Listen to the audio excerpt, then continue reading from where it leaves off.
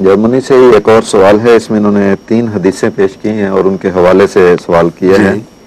کہتے ہیں کیا وہ حدیث جس میں یہ فرمایا گیا ہے کہ علماء امتی کا انبیاء بنی اسرائیل کا اطلاق امت مرحومہ کے سبھی فرقوں پر ہوگا یا کسی ایک پر؟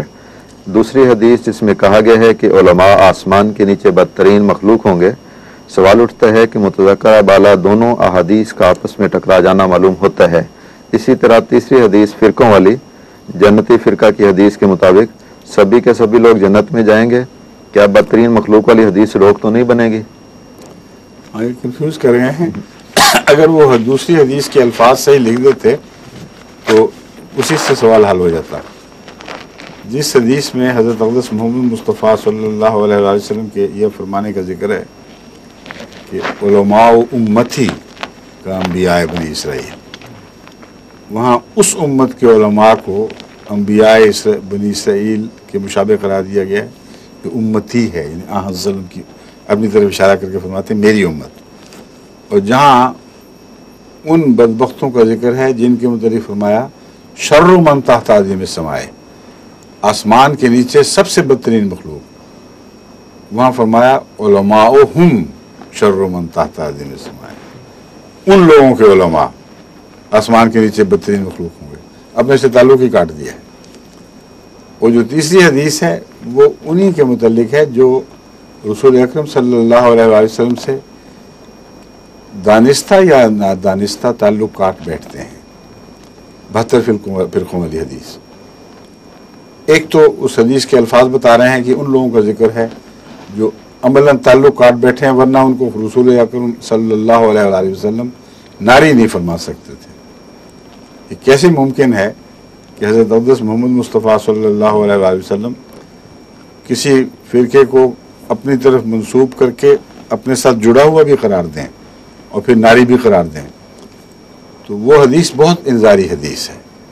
اس کا مطلب یہ ہے کہ ایک زمانہ آئے گا کہ بھاری اکثریت مسلمانوں کی عملاً حضرت اقدس محمد مصطفیٰ صلی اللہ علیہ وآلہ وسلم سے اپنا تعلق کاٹ چکی ہوگی، اور ایک ایسی جماعت ہوگی جس نے نہیں کاٹا ہوگا، جو بلکہ اثر نو تعلق جوڑنے والی ہوگی۔ یہ کون سی جماعت ہے؟ اگر ایسی جماعت ہے تو لازماً وہ جنتی ہے، یہ تو بڑی واضح بات ہے۔ لیکن یہ سوال ان کا کہ ان میں سے ہر ایک جنتی ہے، یہ غلط ہے۔ ناممکن ہے کہ کسی سچی جماعت کا ہر فرد جنتی ہو، کیونکہ اس دنیا میں جب سے سچی جماعتیں بنی ہیں، حضرت اقدس محمد مصطفیٰ صلی اللہ علیہ وآلہ وسلم نے جو جماعت پیدا کی اس سے زیادہ سچی جماعت ممکن نہیں تھی۔ لیکن قیامت کے دن حوض کوثر پہ آپ یہ دیکھیں گے کہ ایک گروہ کو ہانک کر جہنم کی طرف لے جایا جا رہا ہے۔ آپ اس پر نظر ڈالیں گے اور فرمائیں گے کہ اصحابی اصحابی، یہ تو میرے صحابہ تھے، یہ تو میرے صحابہ تھے۔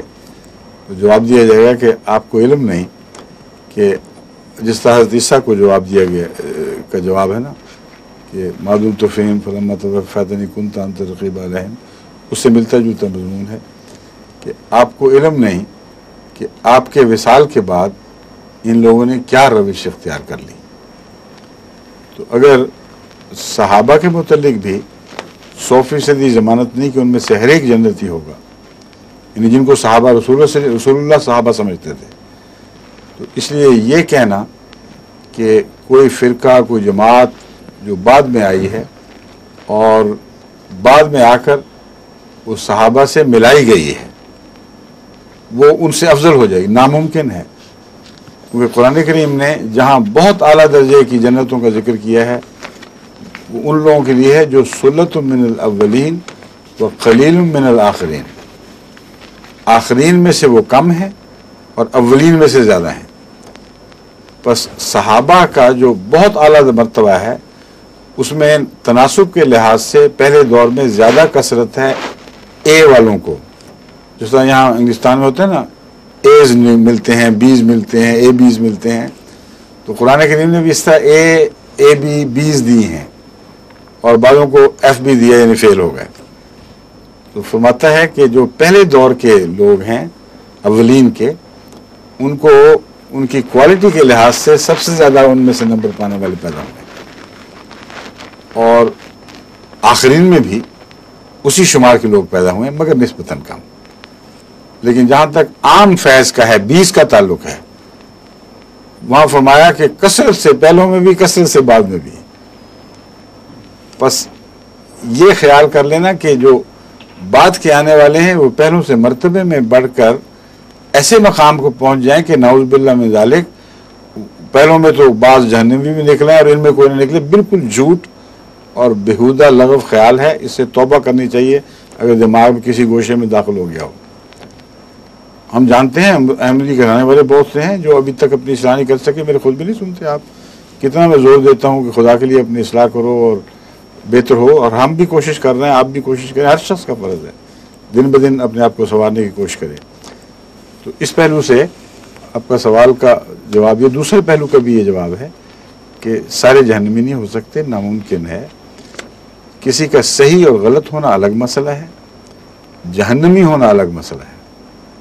قرآن کریم نے یہود اور نصارہ کے غلط ہونے کی وضاحت فرما دی ہے کہ وہ اب صحیح نہیں رہے، غلط ہو چکے ہیں۔ اس کے باوجود فرماتا ہے کہ ان میں سے بعض جو سچے دل سے خدا پر ایمان لاتے، یوم آخرت پر ایمان لاتے، نیک اعمال بجا لاتے، ان کے اوپر ان کو کوئی خطرہ نہیں ہے۔ ان کے سے اللہ وعدہ فرماتا ہے، اللہ پر فرض ہے ان کو اعلیٰ مرتبے عطا کرنا ہے، جنتوں میں اجر عظیم عطا کرنا۔ یہ اس مضمون کی آیات موجود ہیں۔ تو یہ بات اس سے یہ ثابت تو نہیں ہوتا کہ عیسائی بھی اسی طرح سچے ہیں جس طرح مسلمان سچے ہیں۔ مراد یہ ہے کہ کوئی فرقہ بھی خواہ جھوٹا ہو چکا ہو، اس بات سے خالی نہیں ہے کہ اس میں انفرادی طور پر بعض لوگ نیک پیدا ہو جائیں، اور جو خدا کی نظر میں نیک ہوں گے وہ ان کو جہنم میں نہیں ڈالے گا۔ یہی مضمون ہے جو 72 فرقوں پر بھی عائد ہوتا ہے۔ میں ہمیشہ وضاحت کیا کرتا ہوں، یہ میں مان ہی نہیں سکتا کہ قرآن کریم غیر مسلموں میں سے تو بعض کو غیر مسلم کہتے ہوئے بھی جنت کی بشارت دے دے، اور مسلمانوں کے 72 فرقوں کو کلیتاً بلا استثناء جہنم میں ڈالنے کا ذکر ملے۔ یہ ہو ہی نہیں سکتا، یہ عمومی بات ہے، مطلب ہے غلطی خود نہ ہیں، اکثر وہ غلط ہیں۔ جو جہنمی فرقہ ہے اس سے مراد ہے اس کے جو عقائد بگڑ چکے ہیں، اعمال بگڑ چکے ہیں، اور بحیثیت بگڑے ہوئے اعمال یا بگڑے ہوئے عقائد، ان پر مجموعی فتویٰ یہ دیا جا سکتا ہے کہ یہ جہنمی لوگوں کو طور طریقہ ہے، اس سے زیادہ اس کے معنی نہیں ہے۔ کیوں جی؟ وہ آپ کے دوسرا پروگرام شروع ہونا تھا